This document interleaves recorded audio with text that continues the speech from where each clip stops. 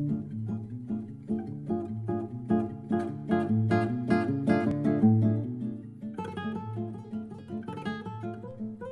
and welcome to 5 Minutes with Sean, maybe 10. Today might go a little bit longer because we are going to take a stroll down memory lane, and I'm going to just title this episode "The History of Car Biz Done Better." This is really exciting. Tomorrow will be May 1st, and that's a 5-year milestone for us here at Car Biz, and it's not been easy. We definitely dealt with some stuff in the beginning, and it never is for entrepreneurs. We all kind of tell the same story. I walked away from a 6-figure job to start a company and pay myself less than 30 grand in its first year. But I did it because I believed in it, and I knew it was something that dealerships needed. And really, it's great to see now, 5 years later, that people are trying to replicate and duplicate this space that we created. And no, I'm not talking about with dashboards and stupid shit like that. I'm talking about actual people who are trying to vet vendors and have dealers' best interest in mind. And so competition is one of those things that I welcome because it validates our idea from 5 years ago. I know we created this space. I know we will continue to be the leader in this space. But from the very beginning, we knew it was going to be fun. And it kind of starts, with logo. Logo is our brand and kind of, is our logo and what it looks like. We've just nicknamed it Logo. And Logo was created on a napkin in a bar in the suburbs of Chicago with myself, my business partner, and a great friend of ours. And, we threw out 2 ideas. He took the napkin, he drew it out. I was already a diehard Hawks fan. He goes, what colors? I said, put red and black and send me it and let's get it to print. Let's move forward. So right away, we got really excited. So we started to have it. The name Car Biz Done Better is something that I had toyed with for a long time. I had started other companies with that moniker, Done Better, and being a car biz kid, it just kind of all really fit together. So, that's where we started from. And then we encountered our first real hiccup, which was a lawsuit by my former employee, a gigantic acronym company who will name nameless in this deal. And they sued me for a non-compete clause that I don't know, I guess it's safe to say I was naive or ignorant or just didn't care that I had signed at the time. And it said, look, you violated it. And I looked back at it, sent it to my lawyer, and I said, look, I'm not trying to be picky here, but it says that I can't solicit, and I didn't solicit. I was called by all of these people when they knew I was leaving. And he said, you're playing semantics. Let me go to work. And during that time, while we were under this lawsuit, they were also trying to rehire me, which was a breach. And then the lawsuit went away. So great for them, great for me. The only thing that I had to agree to was for 1 year I would not solicit my backyard. So we went out and went to my old backyard of Colorado and to west of there and really worked our butts off. Soon after we started, we got invited to our first 20 group, which, oh man, could have been maybe the worst thing to happen to us because we thought, well, wow, this is easy, I kind of liken it to a sports analogy. My father used to be a vice president of a big Brock's Candy in Chicago, and so I grew up going to the south side of Chicago, going to hundreds of baseball games for the White Sox, and I'm a diehard Sox fan, and I'd sit, 5 rows behind the dugout, and that was how I spent my whole life. And then as I became an adult, I said, well, Dad, I really would like to, go sit front row and figure out what that cost, and it ruined me because then I had to go sit up in the 3rd level, and so in the same way that this 20 group out of the gate kind of ruined us because we thought, boy, this was simple. So we went to New York, presented to a 20 group, and made some deals, right out of it. And here's what happened though. When we went to this 20 group, we had zero identity. We thought we were going to be the next big training company, or in-store solution, phone training, BDC, sales processes, culture, all of these things, right? And so we went out there and we really tore apart this 20 group, which was our own fault. We went and we dissected every part of the version. We did videos, we did audio of all the recorded phone calls and feedback. I mean, we tore them apart, and we landed 2 out of 25, and 1 right away, and 1 I didn't land for another 5 years after, almost 4 years after that. So, it was a learning process. And so we come out of that show, and my buddy who had set me up with that, he and I we just don't talk anymore. And I assume it's because of my approach to that, and taking this, fry the dealer and show the dealer what's wrong, and I'm going to show them. Yeah, dude, that's probably not the best approach, retrospectively, and that's why we've no longer take such an approach. We take an approach now that is dealer first, and it's about improvement. It's not about what's broken. It's about trying to see what you're trying to do, aligning that with what you're actually doing, and then trying to have a plan to move forward. So the identity crisis really got in the way.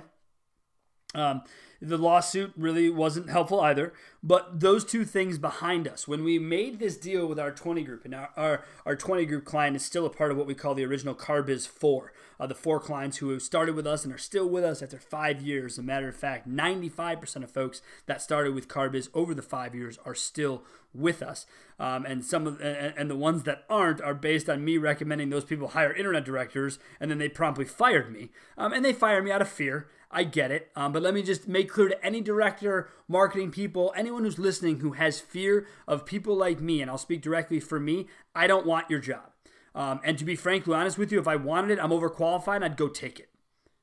I know that sounds rude, I know it sounds harsh, but that's the reality. And so in my reality, the only cancellation I've had is because a director came in, thought they knew better, and that was it. And that's fine with us. We have no issue with that. We're not here to beg people to do business with us. I've never been that way in my life, and I never will be that way. I want to do business with people who want my expertise and my help. So that Car Biz Done Better offer of what we call today vendor management was really started because of the dealer that we landed at the 20 group, who was like, look, I don't need training, I don't need process, I need help with data and vendors. And we thought, okay. So then we started doing audio-only files, similar to what you see here with the cast. It's just how it was. Then we upgraded to HD videos. And then today, we just offer this beautiful, robust history of data on-demand platform so dealers can go review things anytime they want. I mean, it's awesome.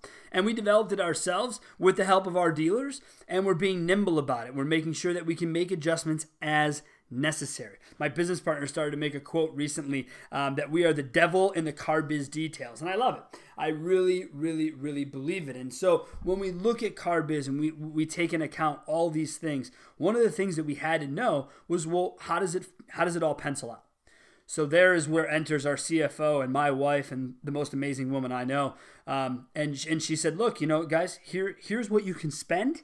Here's why you're bringing your lunches to dealers. Here's why you won't do what you think you're going to do for hotels, etc. And she was right. She was right to put us in our place. She was right to show us what was going to be going on financially.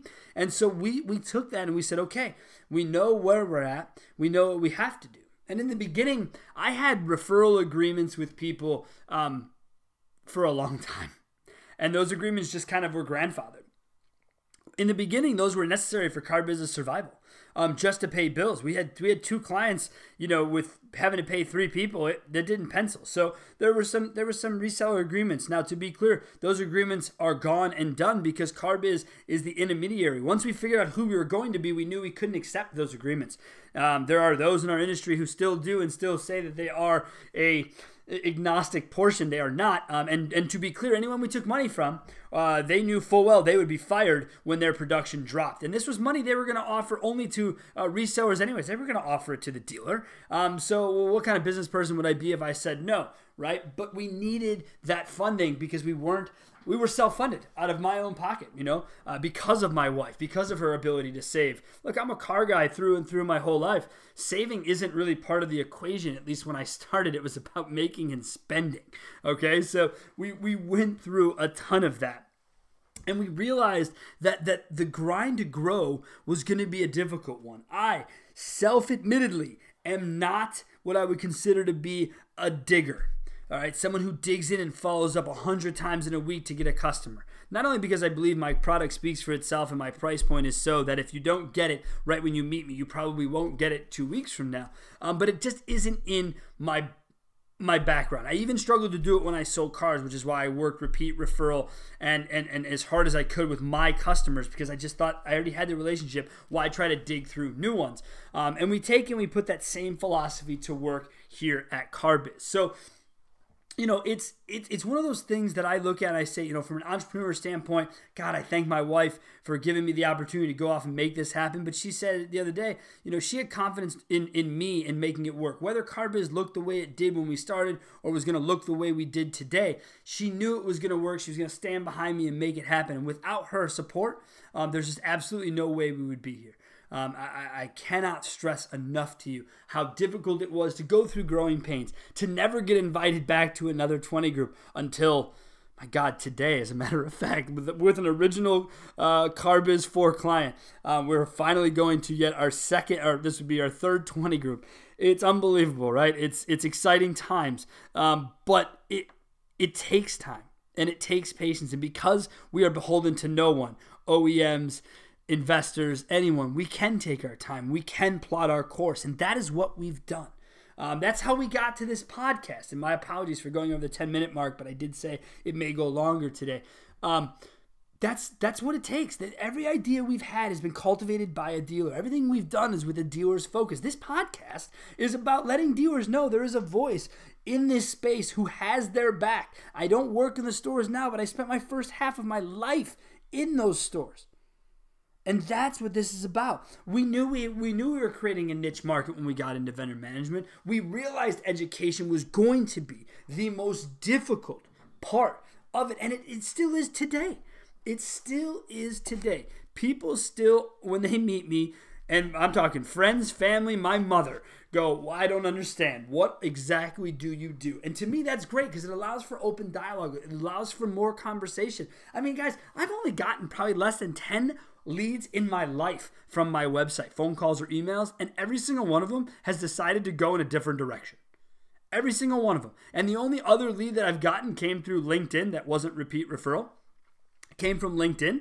And LinkedIn, that gentleman was at my 20 group 4 or 3.5 years before that and said, I remembered you. I've seen you on LinkedIn. Can we talk about vendors? And the rest is history. As a matter of fact, he went off and did a beautiful post unprovoked by us. We had no idea it was even coming until he tagged me.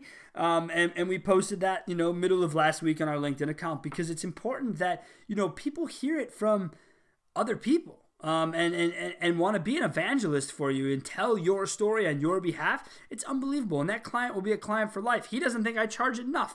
I think that's weird. But, if people want to pay me more, I'm not going to say no to that. But in the same turn, I always want the value to be there. I want the value to exceed the price, and I don't even want it to be close. And that's what I've learned, is that putting my customers first will make all the difference. I have a growth cap at this company. This company has room for 100 dealers. That is all. We're almost halfway there, and when we get there, we're stopping. We're closing the door. We're starting a waiting list because we're not going to outgrow our support, and our support is our current team. It just is. Maybe, just maybe, I'll come across someone I trust that I think could do the job that I provide to my dealers. My guess is probably not. Because I'm way too crazy. I'm way too passionate. I'm way too on top of things. I don't allow calls to slip through the cracks. I don't allow emails to go unresponded to at 10 o'clock. Although I need to. That's for sure, my friends. I need to stop with the obsession, but because I've grown this company from where it was to where it is, it wouldn't have gotten there without that intensity, but it might be time to scale it back just a little bit and refocus on what got me here, which is the support of my wife and business partner, but more importantly, my wife. I know I've already said it 3 times, but that woman is the reason that we are standing here today, and I am not doing something else at a corporate job that sucks my will to live. So I thank her, all the love to her. Guys, the future of Car Biz is it looks like this. The 100 dealers is important, but to me, what's becoming more important is to make sure that every tech vendor, every regular vendor, every vendor in this space knows they need to put the dealer first. From what they charge to how they roll out to the product to how they build their product. This goes for manufacturers and vendors alike. If you're going to get into a new product that you think is so smart for dealers, you better start asking a bunch of dealers how they view it, what they'll use it for, and what they think of it. That is what we're trying to do. I'm trying to merge tech companies to work together on dealers' behalf. I'm trying to get vendors who would never work with other vendors to consider working with those vendors on behalf of the automotive client. So again, I stress to you, the goal of Car Biz is obviously to make money. I'm not a non-for-profit. However, profit is something that will come over time, so we're not in a hurry. If during the time where I can build to the level I want to be at, I'll tell you what, if I can help tech companies impact the dealer relationship, that to me will almost be as or more important than getting to the 100, because my goal for this business is to make it easier for everyone to coexist and ensure we're all around for another 100 years. There is an onslaught of technology and buy this way, don't go to a dealer, Amazon this, blah, blah, blah, blah, blah.